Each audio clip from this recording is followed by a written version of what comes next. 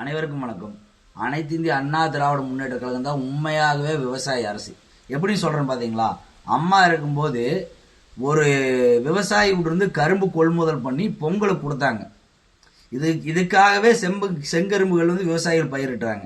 அதுக்கப்புறம் அண்ணன் எடப்பாடியார் வரும்போது பொங்கலுக்கு பச்சரிசி ஆகட்டும் மற்றும் ஒரு கரும்பு ஒரு குடும்பத்துக்கு ஒரு கரும்பு அப்படின்னு 2 கோடி ரேஷன் கார்டு இருக்கு. இதுக்காகவே செங்கரும்பு பயிரிட்ட விவசாயிகளா இருக்கிறாங்க. ஆனா மு.க. ஸ்டாலின் அவர்கள் அரசுல நம்ம கெஞ்சினோம், போராடினாங்க. அனைத்து இந்திய அண்ணா திராவிட முன்னேற்ற கழகம் போராடி மறுபடியும் கரும்பு கொடுக்கணும், விவசாயிகளை பயிரிட்டாங்க அப்படின்னு சொல்லி கரும்பு கொடுக்க வச்சு மக்கள் விவசாய காப்பாங்க. ஆனா பொங்கலுக்கு எந்த ஒரு பரிசு கொடுக்கல. ஒரு முந்திரி திராட்சை, ஒரு பச்சரிசி, ஒரு மண்டவெல்லம், இதெல்லாம் ஒரு எளிமையான இருக்கிறவங்க ஒரு பொங்கல் கொண்டாடணும்னா மினிமம் ஒரு பட்ஜெட் போட்டு பார்த்தீங்கன்னா ஒரு 3000 ரூபாய் ஆகும்.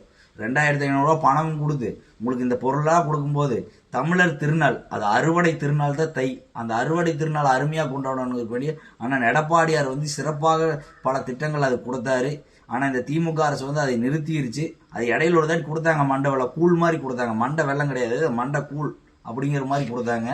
நீங்கள் மீண்டும் அண்ணன் எடப்பாடியார் ஆட்சி அமையும் போது பொங்கல் திருவிழாவானது விவசாயிகள் பயன்பெறக்கூடிய திருவிழாவாகவும் இருக்கும், சாமானிய விவசாய கூலிகள் பயன்பெறக்கூடிய திட்டமாகவும் இருக்கும்.